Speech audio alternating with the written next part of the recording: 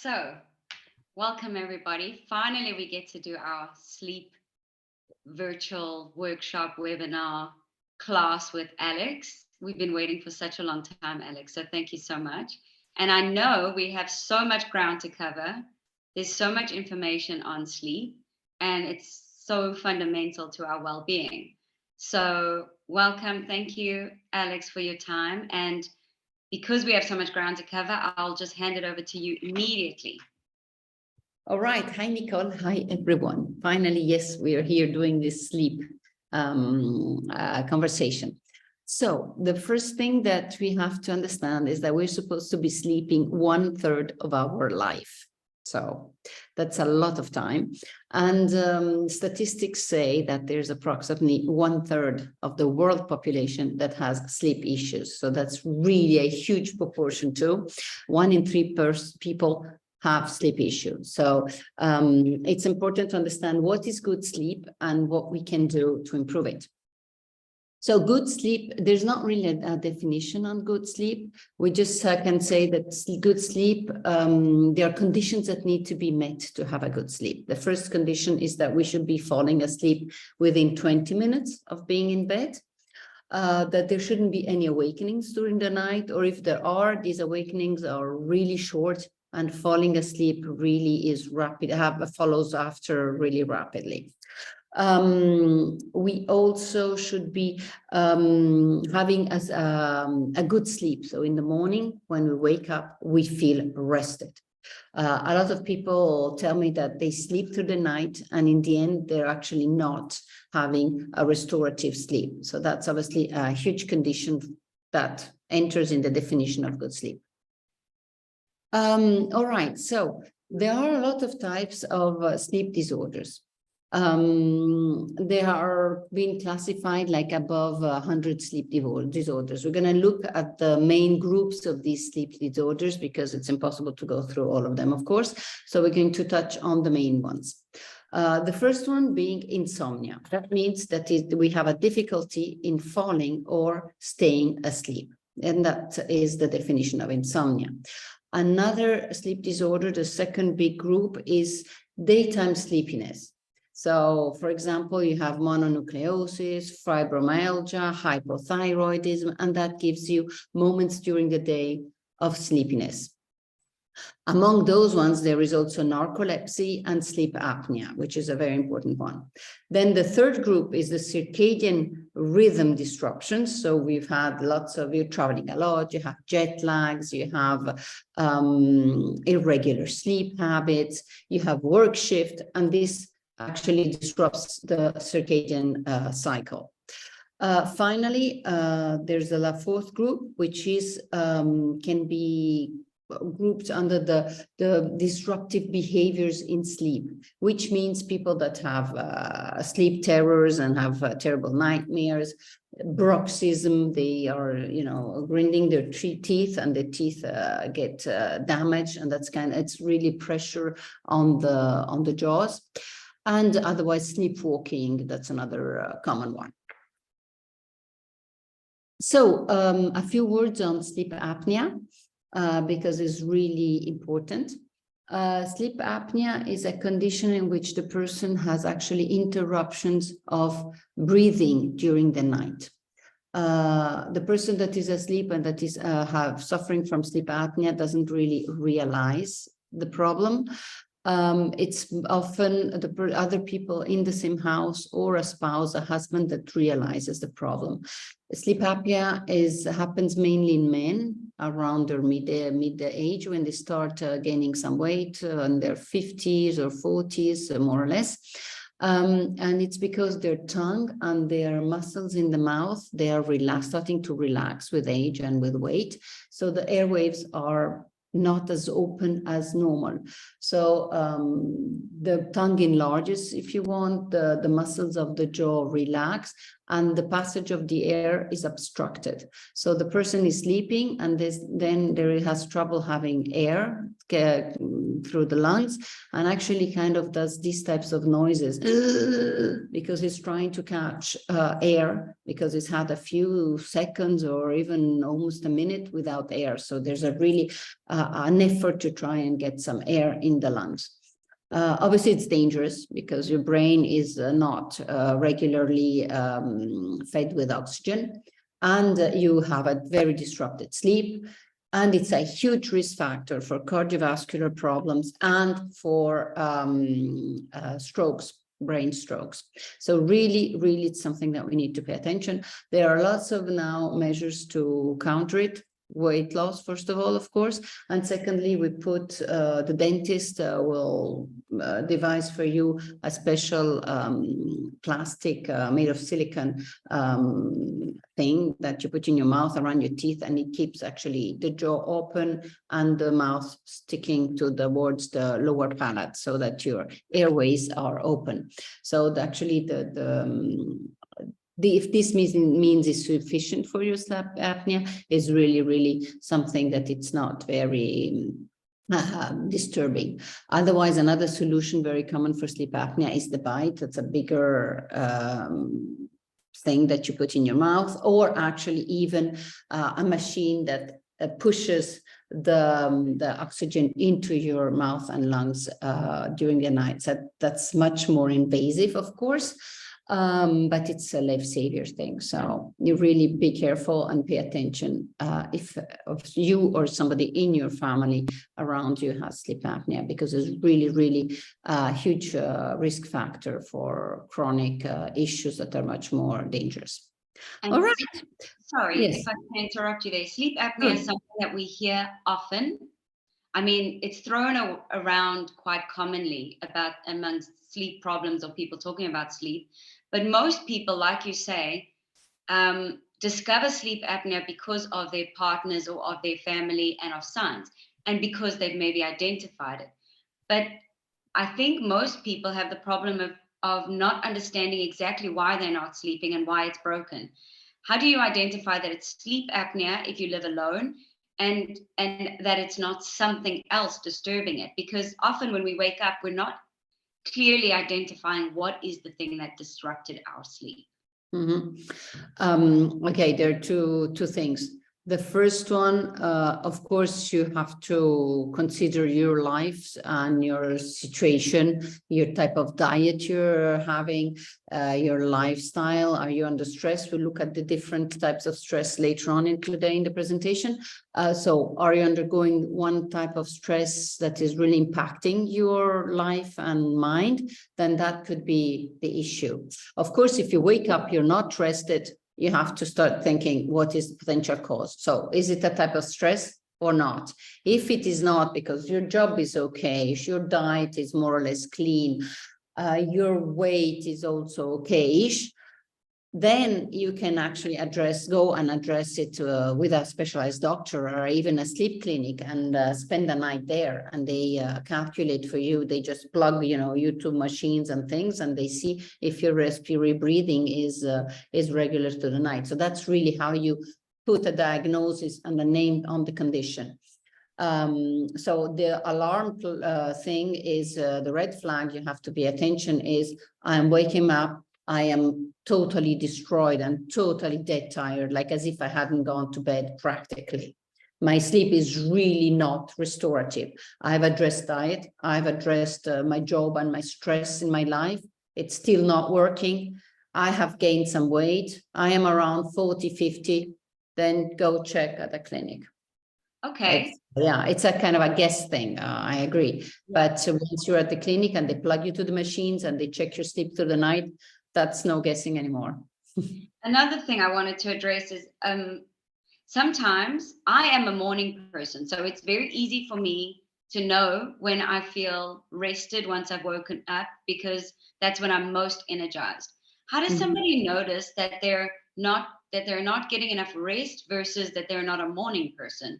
Or is not being a morning person a sign? Because I don't believe everyone has the same energy through at the first thing in the morning. I know a lot of people who are not morning people that don't feel energized, but maybe they're getting enough sleep.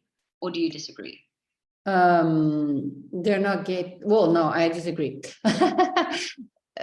We're getting into a totally different thing, but to try and be really rapid on this and fast, you have a cortisol secretion in the morning that gets you going, okay? And that's the cortisol is known as a stress hormone. It's not a stress hormone. It's a survival hormone. It's the hormone that kicks in after a moment of stress. When you have a moment of stress, is adrenaline, run adrenaline, you run, you have to do, you forgot something. I mean, like, oh my God, I have to get going. And this happens in the morning too. When you wake up, you have a moment of secretion of adrenaline and noradrenaline to get you going. Really immediately after, cortisol kicks in, because adrenaline and noradrenaline, they last 10 minutes. They're, if you want your effect, okay? After the 10 minutes, you kick in with cortisol. So cortisol, it will keeps you going through the day if you want. So it has to start high in the morning. Well, it's at the wake up moment, it's low. Then it immediately rises within 30 minutes. And then it goes, it's a slope that goes down gradually through the day until it's really low in the evening. So you're a morning person because you apparently have a very good and normal slope of cortisol. Like me, I'm a morning person. You wake up, you get dressed, you get going. That's where you you work better, you function better, you have more energy because it's a cortisol. And that's how the cortisol is supposed to be secreted in a, if you want, healthy adrenal axis, okay? So you secrete it early in the morning and it goes down through the day. So somebody that is working better in the evening, it doesn't necessarily mean that his cortisol is disrupted either. It could be a habit that they have. It could be a preference because they are a bit more slow motion in the morning. But so it's either a kind of a habit or it's really an issue of cortisol.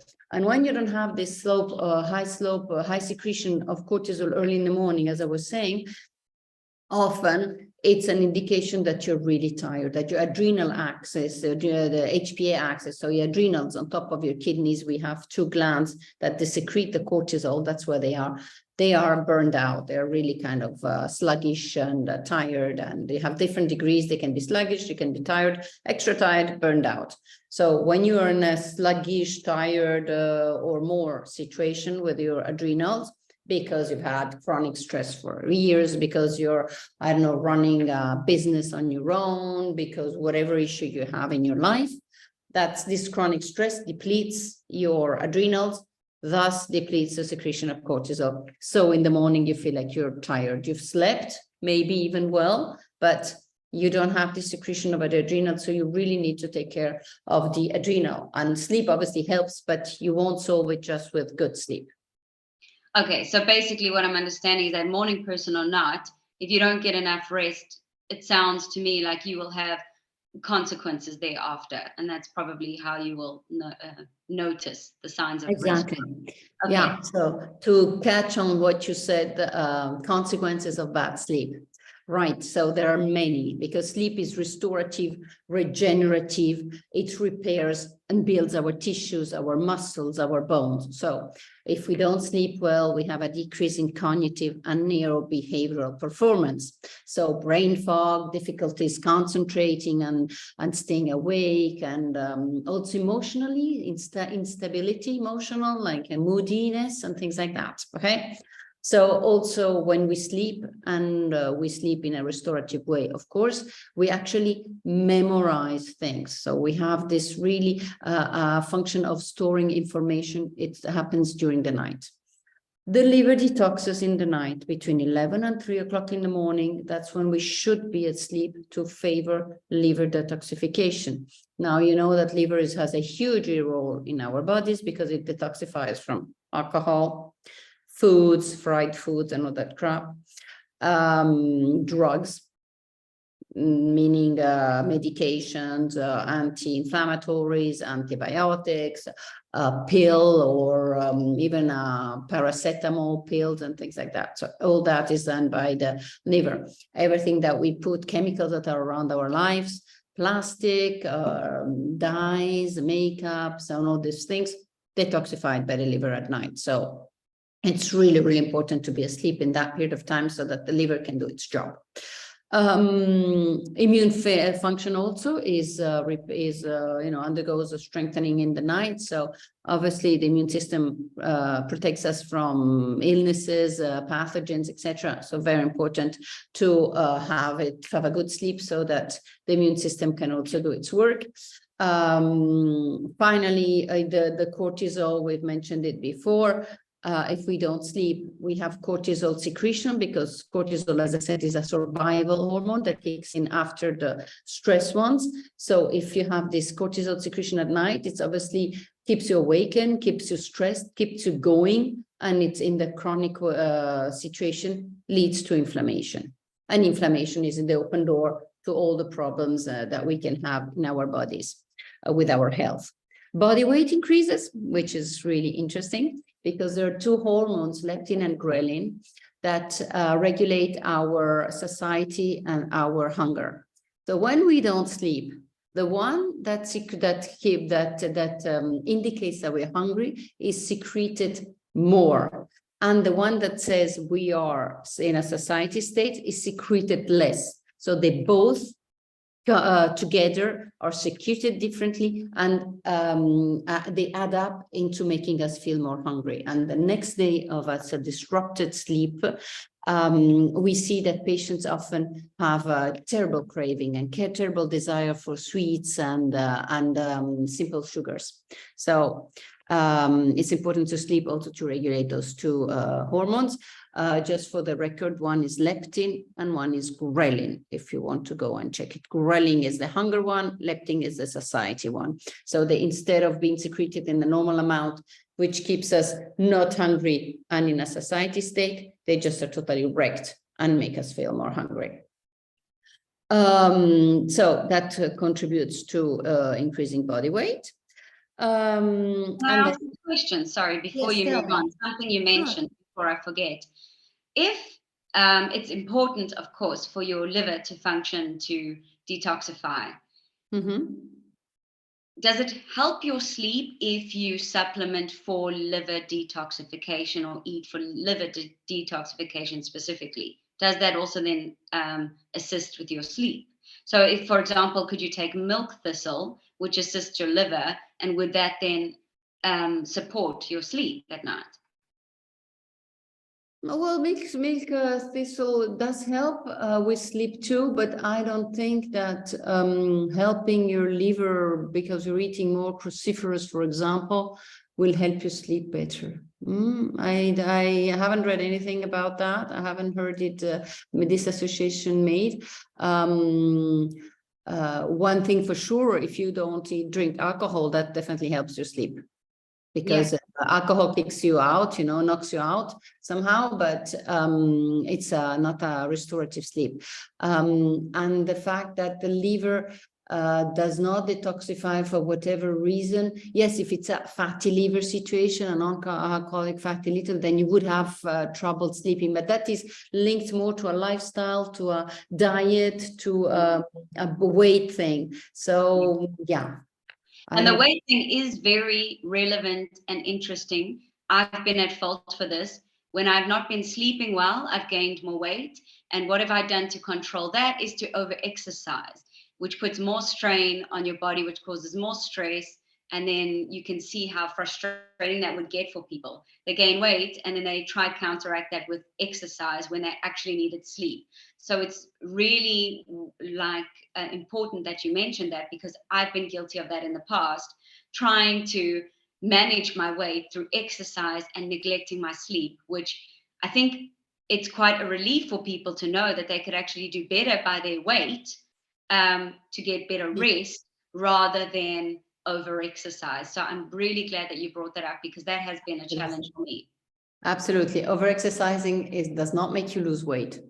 Inflames your body, full stop. Disrupts your microbiome. disrupts your sleep if you do it in the evening. So you have to exercise to your level, eventually stepping it up, because you start from scratch and you can run 10 minutes and then after 2 months you run 20 minutes, etc. But don't kill yourself red and totally sweaty and okay, you're at the end of your life because you want to do your half hour or your 40 minutes run and it's sunny outside. And I mean, when I see those people running like that and it feels like they're going to fall on the ground any second, that's so bad. That is so inflammatory, and that makes you gain weight. Yeah. Absolutely. And other than gaining weight, what are some of the other physical signs that you're not getting sleep? If people aren't very in touch with their feeling of their body, are there any other physical things that we can identify with not getting sleep? Well, your eyes, puffiness in your eyes, dark circles, skin, weight, of course, mostly around the belly, irritability, of course, lack of concentration, brain fogs. Now, those things can be due to other things too, but those would be, yawning and being tired and not functioning, not having the energy necessary, and not feeling energized in the morning and calmer in the evening. It's another sign for sure. But then the biggest sign is you wake up through the night more than one time. And secondly, you can't fall asleep. You're just in your bed turning. I mean, a person that doesn't sleep well knows it, honestly. Yeah, exactly. Yeah. All right, let's move on. I think yes. So I was talking about the consequences of sleep.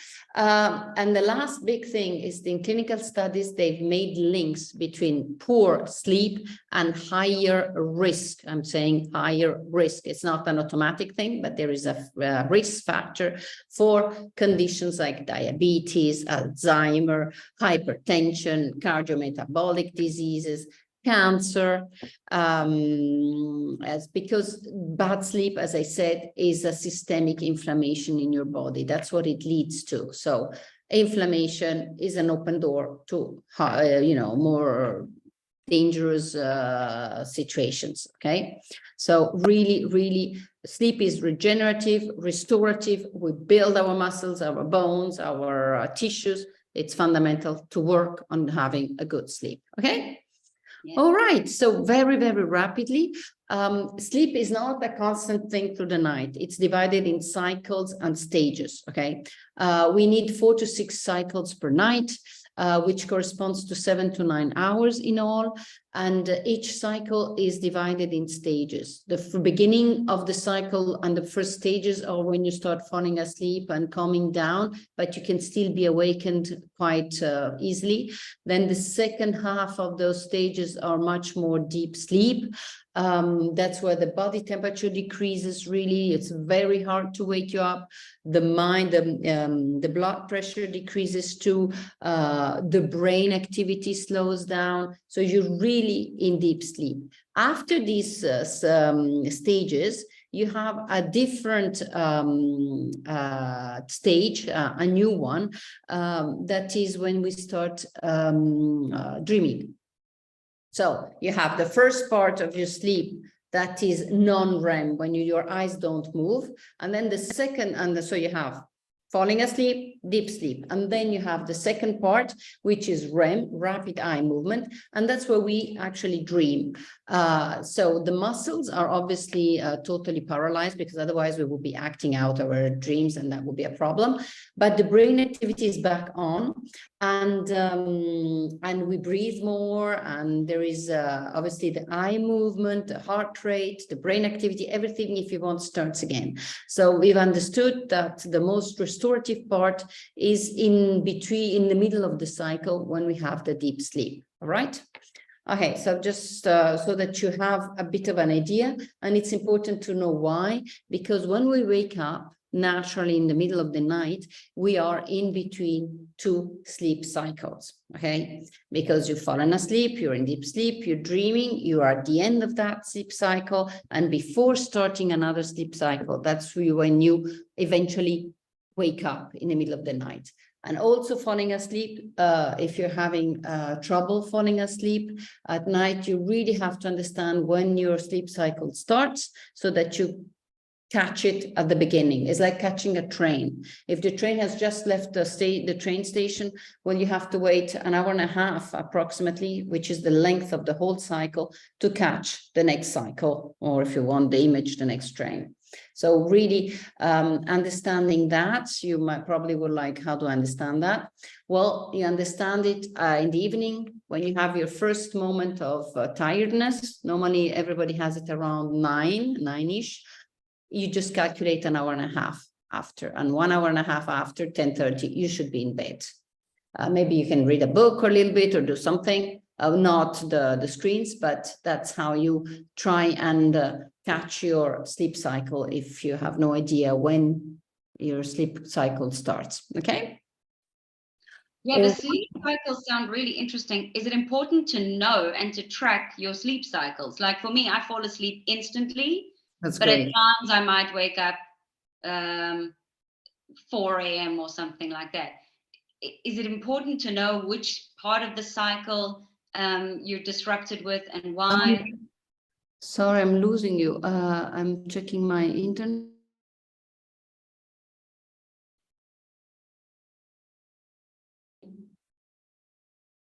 Are you there?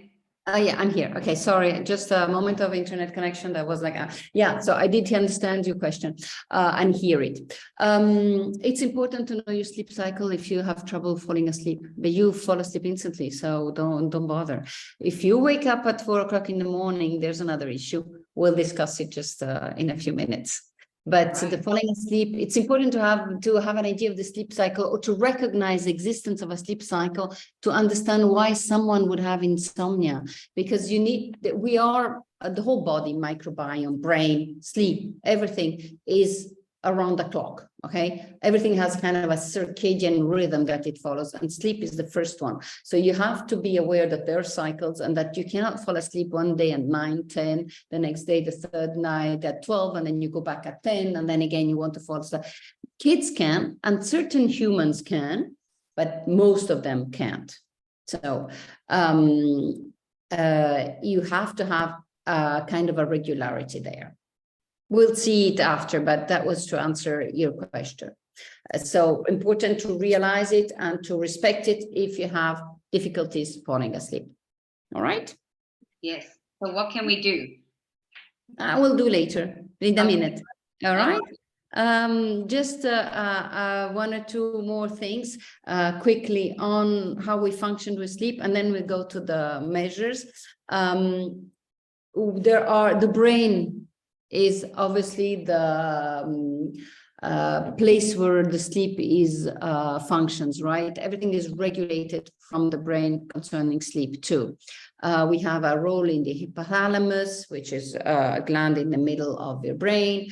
The neurotransmitters that are chemical messengers in our body. You probably, if I name them, you will recognize them: adrenaline, noradrenaline, serotonin, melatonin. Those are secreted both in the brains and in the gut, and they contribute to being awake or asleep. So that's something we have to recognize too, and to be aware. Then we have a pineal gland. That's like one of the most important things. It's like a third eye. It's here in between the eyebrows, in the middle of your head. This small pineal gland secretes melatonin, and melatonin is what you need to fall asleep. And melatonin is secreted from serotonin, which is the feel-good hormone. So you need serotonin and you need melatonin. But if you have serotonin, but your pineal gland is not functioning, you will not convert it into melatonin, and it's fundamental to falling asleep. Right. Melatonin also is like the biggest antioxidant in our body. So again, important to secrete it to sleep, because it has this antioxidant role that takes place in the night. What inhibits the pineal gland? Because we need to know that. It's really fundamental. As I said, it's called third eye because it works with the light through the optic nerve, just like our eyes. So what impacts it is light, and terribly impacted by blue light, which means TV, the modern TVs, computers, phones, iPads. That's why we always say stop being on on internet in the evening. Not so much because social media needs to be, regulated with time, but just because this blue light that has been thrown at your eyes, at your face when you're on a computer, on a phone, late in the evening, shuts down your pineal gland. So if it's shut down, it does not secrete melatonin. There's no way to falling asleep. So if you have trouble falling asleep, the first thing to do is to try or to stop it, not even try, but to stop blue light at 9. If you really have to work or do things after that hour, you have blue glasses that shut a little bit the blue light. You have screens, like yellow screens that you can put on top of your computer screen that makes the whole thing yellow because the blue light is not there. Blue light gives the white, this shiny white in your screen. So this blocks it because your screen becomes much more yellowish. Or even a solution that could work if you really have to work and you don't want these two options is connecting your TV to internet and working on the TV. Because the screen being so much bigger, you can be so much more far away with your eyes from the screen of the TV, and that impacts less the pineal gland. If I'm on my phone is this, it's like really near me, or the iPad because it's so much smaller. A TV, you can sit on your couch and work with a TV, internet being much far away. Obviously, if you have to type stuff, can be more complicated. But anyway, the TV, if you need to do a search on the internet or something like that, could be an option too. You have to. What about house lighting? Is lighting in your house blue light as well? Because I use a Himalayan lamp and brown lighting and pink lighting. And actually, most of my bedtime routine means that I don't switch on the lights in my house and I only use candles. Then you fall asleep. Yeah, light. Before we were falling asleep and going to bed with the chickens, right? With the light, no light or a candle or just a stupid lamp. And it wasn't as bright, it wasn't as white. It's this white component in the LED light that is terrible. And now they've put it in TVs too. Older TVs didn't have it. Now we have the LED light there too, and this blue light. So yeah, around 5, 6, one should start, diming, that you have a dimer at your thing and your lab, just turning it a little bit off, a little bit less. All those spots in the houses, if you can regulate them, around 5, 6, start turning them a little bit lower and gradually through the evening. Yeah, the less light you have, you're exposed to. It makes total sense. Back in the day, without all this technology, we would have just gone to bed when the sun went down, because then you couldn't really function without the light. And then also our day would start with the light. But now technology has made it so that we can be fully productive all day, every day, which of course would wreck our sleep. So I think it's really important. Yeah, and you know what? The pineal gland has been there forever and nobody has changed it. So it still works the same way. It's just that we're exposing it to different light. So yeah, important to realize this pineal gland. And I hear people like, oh, but I need to talk to my friends and I'm not on social media for, I'm like, yeah, sure. I mean, social media can be totally positive and relaxing and nice. It's not the problem of the social media. It's a problem of the stupid light that is coming out from your phone or your iPad. And when you have it like this near to your face, well, your pineal gland shuts down.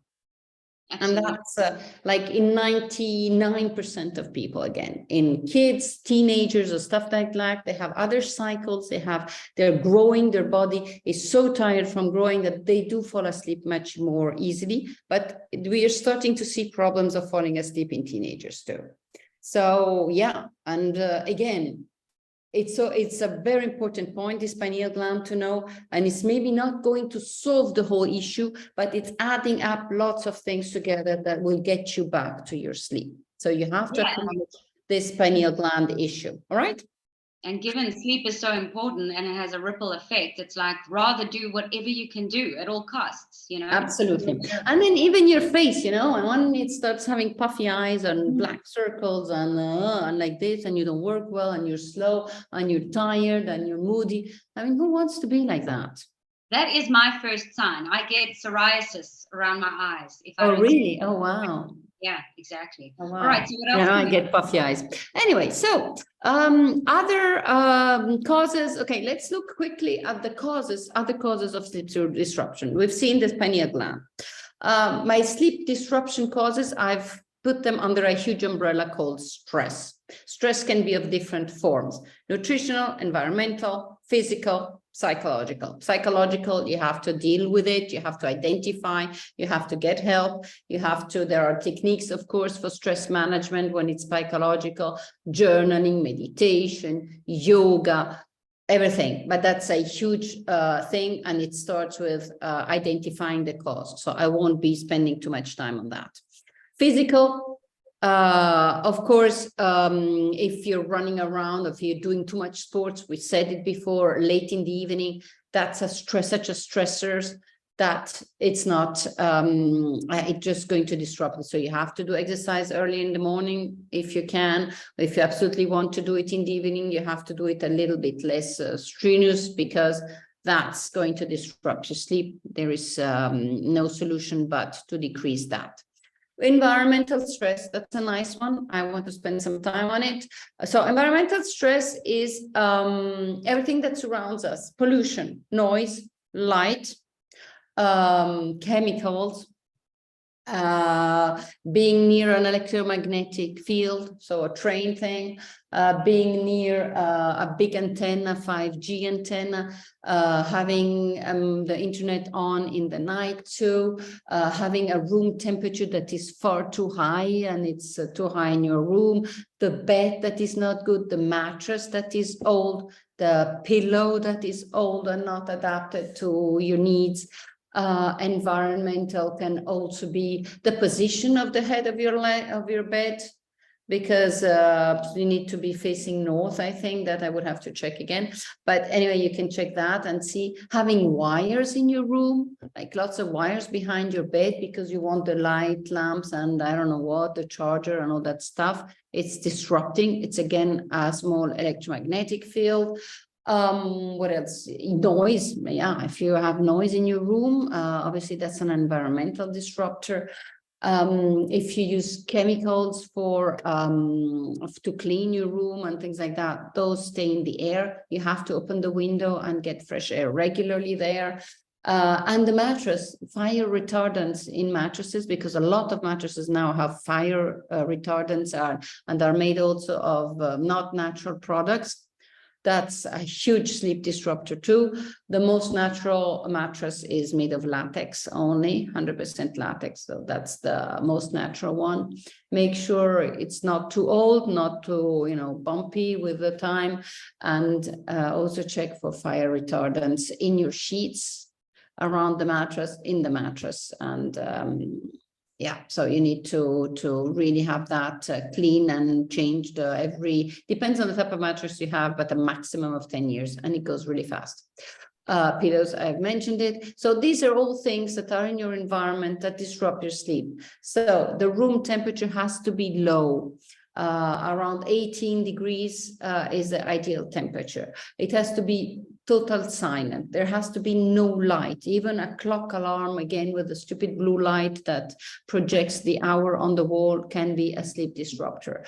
A red button of, of something that is on a sleepy mode, like a TV or something like that, out of the room. So the room has to be like a sanctuary where there is no noise, no light, and nothing else but a bed and eventually a cupboard with your clothes, but no iPads, phones, and things like that. No TV. Don't watch TV on your bed. The bed is only a place where we sleep, and eventually we read a little bit, and that's it. People eat and have breakfast in bed. People work in bed. People have their computers to work in bed, and then they just put the computer next to their bed and pretend to sleep. It does not work like that. If you have sleepy problems, just empty your room, change your mattress if you need to, really make it like a sanctuary for sleeping only, and get out all the things, all the lights, all the music things and TVs and all that stuff, wires, everything out, just a bed and nice sheets. Okay, so that's environmental disruptor, the main ones. The nutritional one. Sorry, before you go on to nutritional, Yes. can I just say, if Sure. you know that your room is above 18 degrees, Yeah. but the solution might be a fan, but it causes noise, what is more important? How do you regulate the temperature? You keep the fan, you put earplugs. I think earplugs could be a solution for the noise, yes. I'm not a huge fan of earplugs because there is no link, but that has been really proven, at least I have not run into a clinical study, but a very long-term use of earplugs all the time could eventually lead to having those tinnitus in the ear, so that there are people that have constant buzzing in their ears. And that when you have that is really hard. You can't get it out. I mean, they haven't found a way to stop it. You can only do exercises so that your brain kind of does not realize it anymore. So it's like a distress thing, and listening to other frequencies of noise so that you kind of hidden this tinnitus. And I'm kind of I've had a couple of clients suffering from that, and they have used a lot of earplugs. Coincidence maybe. Again, I have not read clinical studies, and I have not taken the time even to really research it well. But so if you have really the fan 2-3 months a year, because in Switzerland you don't have it 12 times 12 months a year. I'm sorry, it's just 1 or 2 months. That you can use your earplugs. It's just 2 months, and it's 10 months without it. Yeah, I think that could be a solution. The wax one, natural, of course, because they're made of 100 different substances. So I'm always keen to stay within natural things in your body.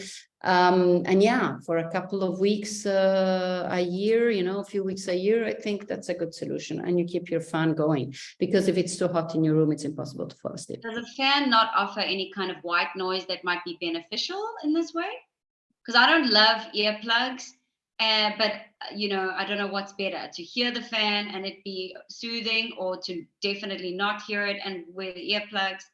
I'm not sure what you think of it, but I think that if you need the fan because it's too hot and you can't fall asleep, you don't have another solution but earplugs. Okay. Or buying an air conditioning, financing that, or changing house. It seems a bit more drastic. So yeah, so the fan and the earplugs, but keeping in mind not to abuse them. The psychology of the sleeping, before you move on, I just wanted to say, I read somewhere that also that's why it's so important to make your bed, and to make your bed a sanctuary, as you say, because there's something about getting into your bed like you would in a hotel. It makes you feel rest. So yeah. I remember I have checked and noticed with myself that when I make my bedroom a sanctuary and it's just my bed, and I put my phone in another room, and I've got an old-fashioned alarm clock, and I have my bed as white linen sheets, that it feels clean and comfortable, that psychology thing does play a huge part, and it's something cheap and easy for all of us to do. So I just wanted to say that has been the most beneficial change into my sleep pattern. So I think that psychology of the bedroom is a huge absolutely. You have crowded bedrooms. I understand we're living in a small apartment, and we have a lot of things, and we tend to store also in the room. It's really important to try and find a proper storage thing. So a wardrobe, IKEA has very cheap ones, or boxes, or that you don't have tons of dust and tons of mess. It has to be as empty and as if not empty as Zen kind of thing, like not disrupting your mind because you have things piling up. If you have 3-4 boxes on the side and they're piled up and they're clean and neat and it's closed, that's okay, But if you start having piles of book on one side, the other side papers, and then pens and phone and a charger and then a modern alarm clock, and then you have clothes all over the place and maybe shoes and I don't know, a vacuum cleaner. I mean, it's total a mess. You have to have a room that is, you have to prioritize sleep in everything you do in your life in any case. Diet and sleep are just totally, they go together and they're fundamental. So do whatever it takes, put the stupid the vacuum cleaner in the entrance, and too bad it's going to be in the entrance, you know. I And mean, your mindset. and then in the night you just take it out and then bring it back after eventually, you know. But really the room has to be kind of a sanctuary. If you don't have an adapted bedroom and you have sleep problems, that's where you have to start. You might be sleeping in a, you know, the messy room and you don't have problems, and fine, good. I'm talking about people that have issues with sleep, right? So if you have issues with sleep, one of the measures to do is that one. It's a non-negotiable. If you have, because your environment changes your mindset. So if you try and make it your place of entertainment and a place of work, when you walk in there, your body is not really sure what activity it's getting ready for. Exactly, it's in the brain. Everything is in the brain. It's not there. So your mind is like confused. I'm working, I'm in bed, I'm eating in my bed, and you know, bed is to sleep. Yeah. All right. All right. Move on.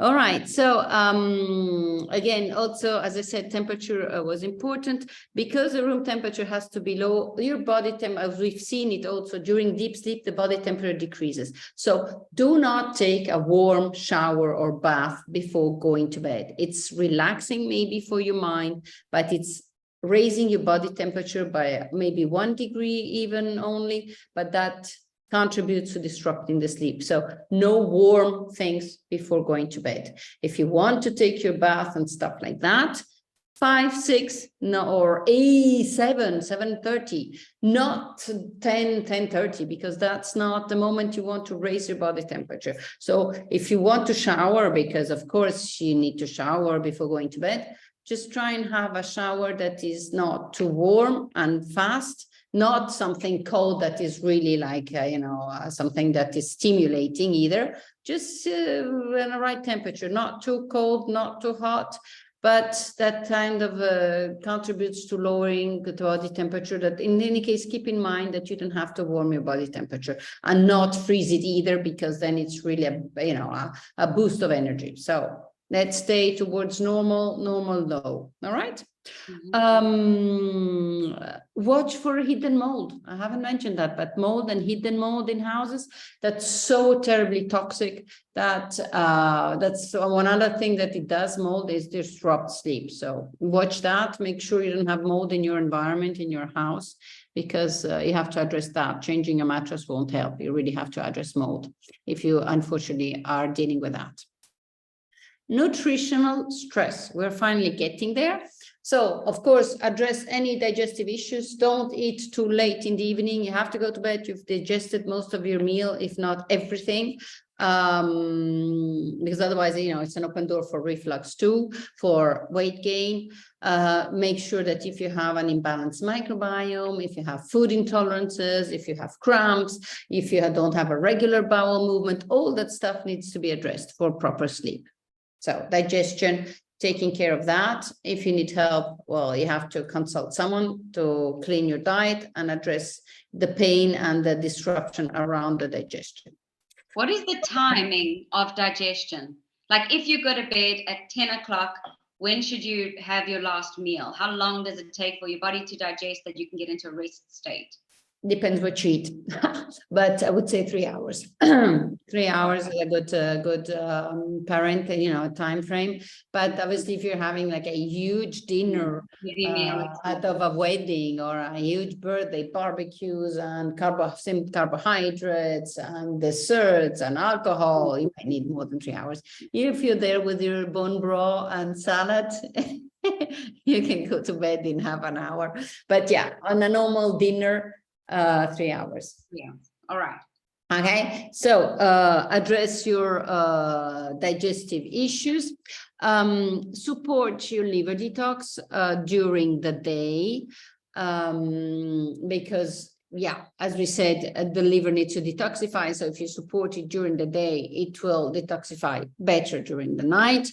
How do you support your liver? Is bitter greens, is lemon zest, is beets, is cruciferous, is green tea helps too. Eating organic foods, of course. making sure you don't have deficiencies in vitamin B. Milk thistle, as you said before, helps detoxifying. Obviously, eating organic food, it's an important chapter there too. And fasting, actually, is start trying to eat not too late in the evening and not snacking in front of the TV at night and things like that, because that's another digestion. And that's heaviness and bloating on your digestion, and waiting until 12 hours at least, say, until you have your breakfast. So that helps. Making sure you're also not deficient in magnesium, because all of us mainly are deficient in magnesium unless we really supplement very regularly. Magnesium helps relaxation and is fundamental also to falling asleep, and also counters things like fibromyalgia or restless leg syndrome, those things, or twitching or muscle like kind of thing like that. So that can be an indication of magnesium deficiency. So taking magnesium around 6 or 7 o'clock in the evening is really huge help. Make sure you get citrate if you need help with the bowel movement, or glycinate if you don't need help with bowel movement, because magnesium can also, if you don't have any issue there, can actually lead to a little bit of a loose stools. So make sure you get the right magnesium if you supplement. Another way to nicely supplement magnesium is through Epsom salt bath. Food bath only, not the whole body, because that's way too much and that's even dangerous. So just, a warm food bath with some Epsom salt. It's really a huge boost with magnesium, and it's calming and it's relaxing. So that could also help for your sleep. Act on the circadian rhythm. We've seen that the body is on a clock. So expose yourself before 12 every day to sunlight. The best way is with your cup of tea or cup of coffee in the morning, 10-15 minutes at the light, and then gradually through the day, as we already said, reduce the light in the house. What else? And blue lights, we said it. You can also do red light therapy that helps also reset circadian rhythm. And obviously having a precise schedule, you wake up at a certain time, you fall asleep at a certain time, and weekends included too, because sleeping in until 11 at the weekend and going to bed at 1, 2 in the morning, it's good, it's fun, I understand, I've done it too, but if you start having sleep issues, that's not a good solution. If you have sleep issues, keep the same schedule.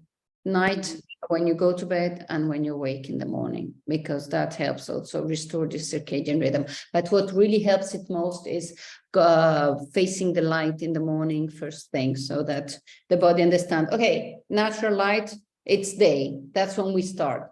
And then obviously it knows that 12 hours after it's night, and then gradually again through the day, decrease the light. And for me, it's important to know when you want to wake up to determine when you should go to bed, versus the other way around. We want to go to bed at a certain time, but then we're not necessarily giving ourselves enough chance to have the right amount of sleep.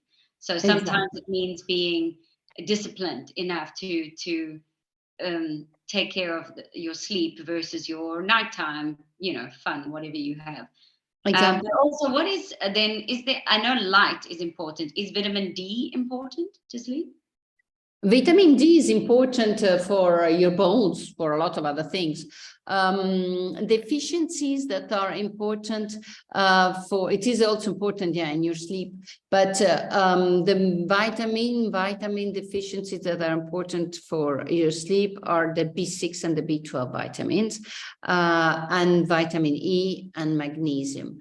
What is also important is obviously the iron, the ferritin, so the iron stock that you have in your body, zinc, very important, and vitamin D2, because it's you secrete it with the sunlight, and obviously the sunlight helps all the circadian rhythm, etc. So it is important. Any type of deficiency, also in general, that disrupts your homeostasis in your body, and as a consequence, your sleep too.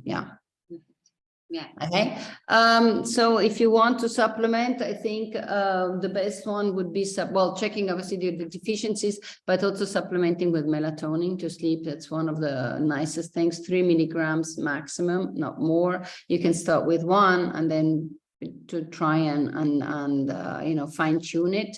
There are also podcasts that help favor your sleep, that they're Get Sleepy and Relax. That's the main ones. And those, you obviously after you have to kind of memorize them on a device so that you don't need the internet and you don't look at the blue light, etc. So it demands a little bit of organization, but those ones can help you relax before going to bed. And then of course you have herbs that help you fall asleep in the evening: chamomilla, valerian, passion flower, skullcap, that's another one. Eschscholzia, it's a great one, and there's a very nice supplement in Switzerland that has that, Eschscholzia. Also herbal milks, preparing an herbal milk before going to bed with vegetable milk, of course, and putting a few herbs. You can put, I don't know, chamomilla and a little bit of turmeric and a vegetable milk. And then if you like, you can add also a little bit of vanilla zest or something like that. And you make it a nice warm drink that it's comforting and relaxing.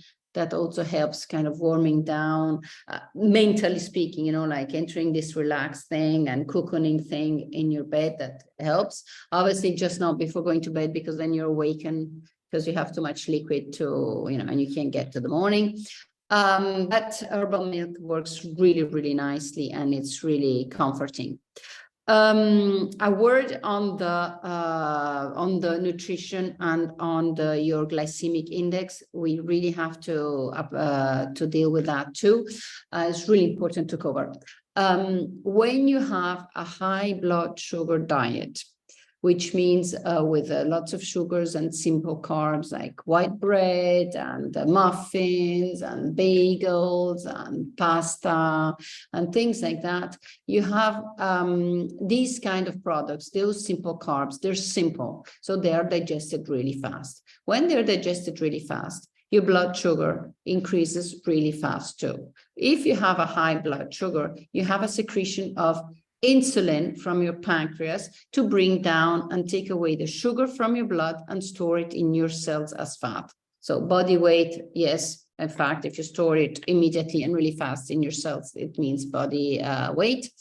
And it means that you have a high spike in insulin and a crash that is just as fast in insulin because in sugar, because the insulin has taken away this sugar from your cell. So the sugar goes up really fast and then crashes down really fast.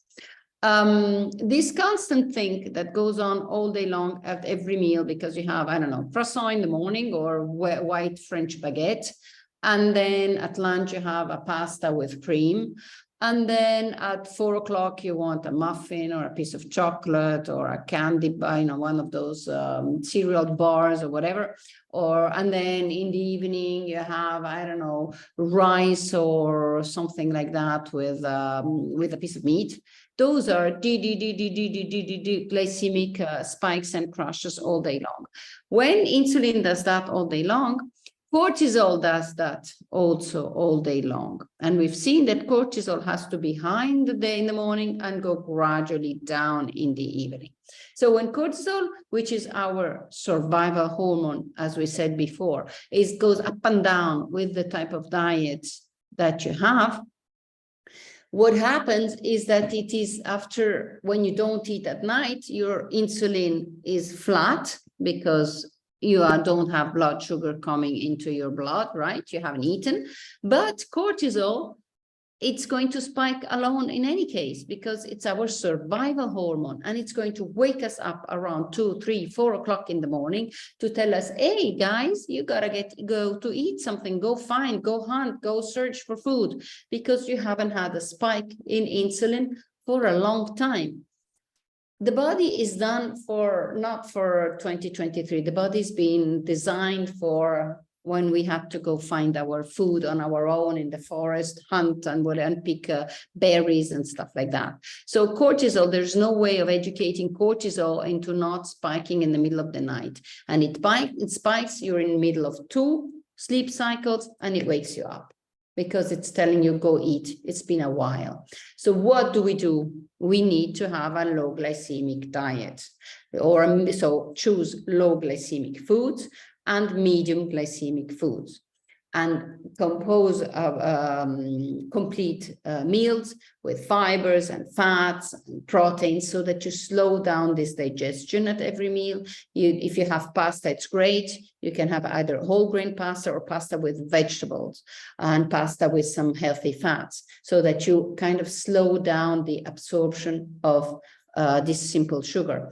If you want to have a sandwich, prefer a sandwich with vegetables next to it, prefer whole grain bread, etc. So it's really a question of being aware of the high glycemic foods and not eating them on their own, because that spikes your insulin, and the cortisol will follow, and the cortisol in the middle of the night will awake you to inform you, or to make you aware of the fact that you haven't eaten for a while.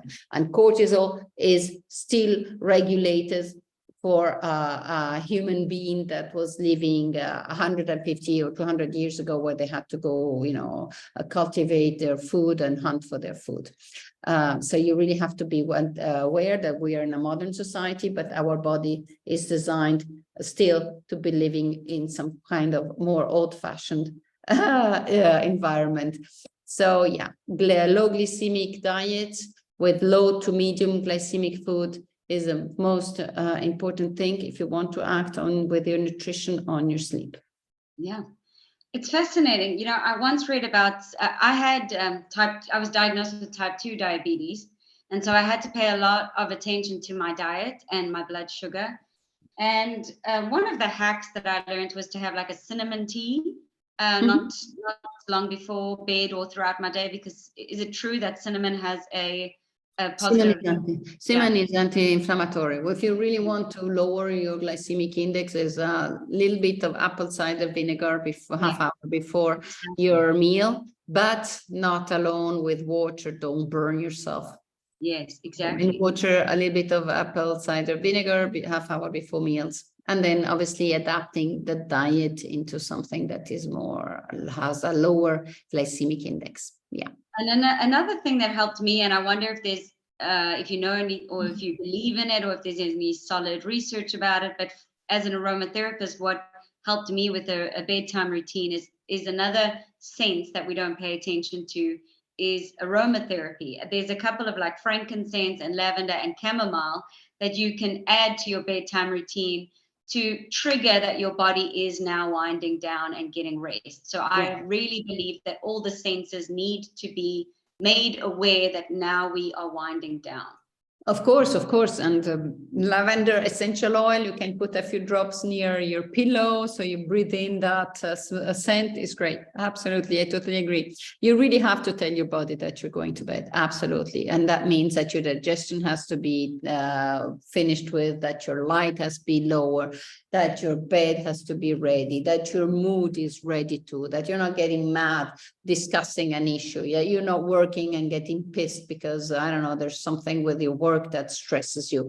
It's really calming down. Around 8, 9, we are entering the phase of relaxation. It can be with music. It can be with reading a book. It can be watching, a little bit of a movie that is relaxing. It can be even after dinner, a nice small walk in the neighborhood, just a small walk, nothing like you were, walking the dog for the last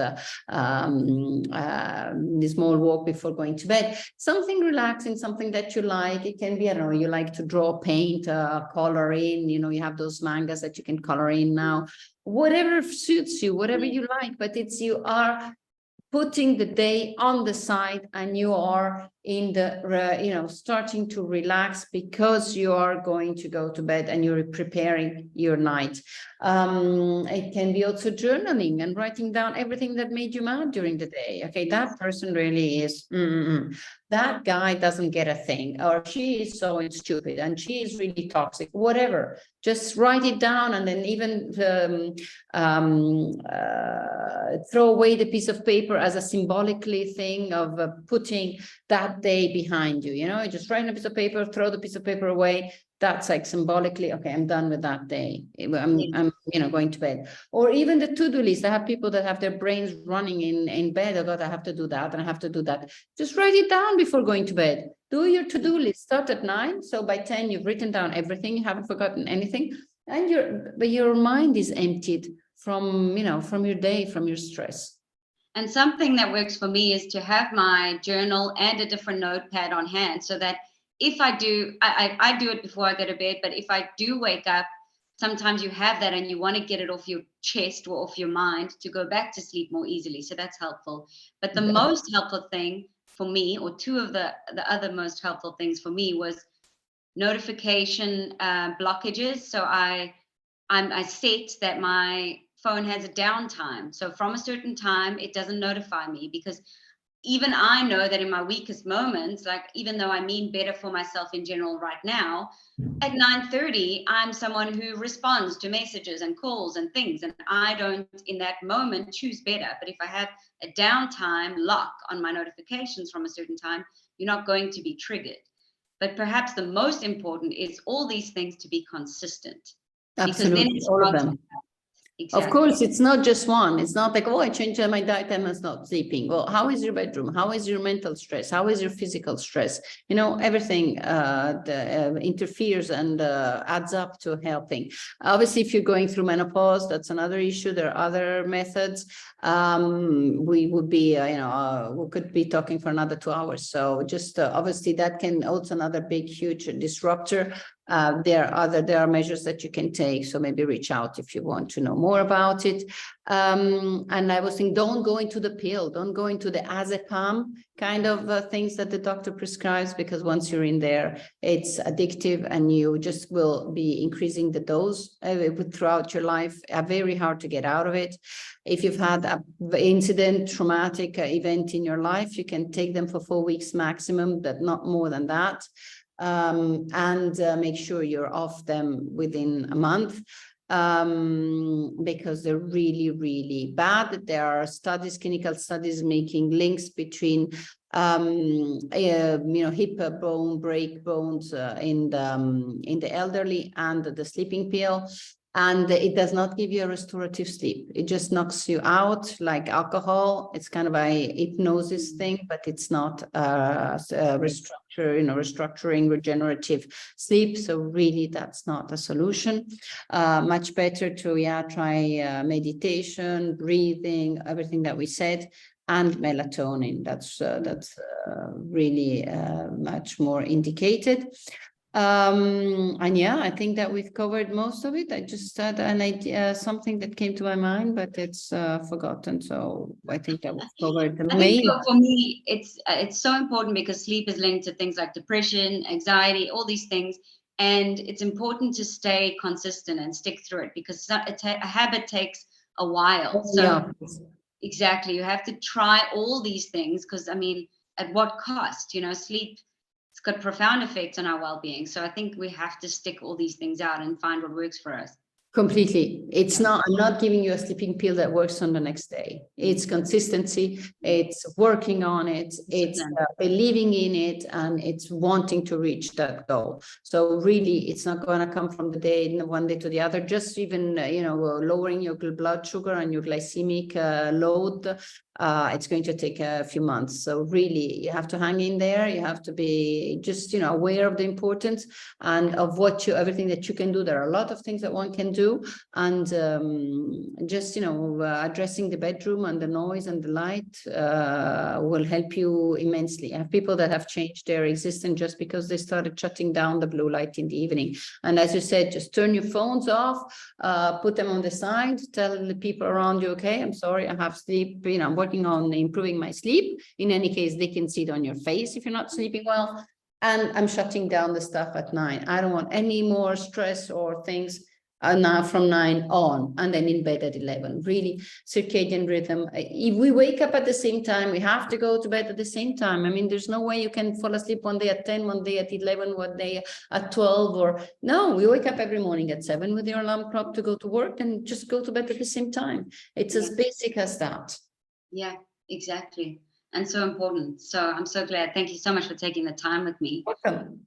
Yeah. And we took the time, we found the time, and we did it. And I hope it's going to help. Finally. I think you and I know how life-saving it is to have good sleep. So fundamental and so important. So thank you so much for all your time.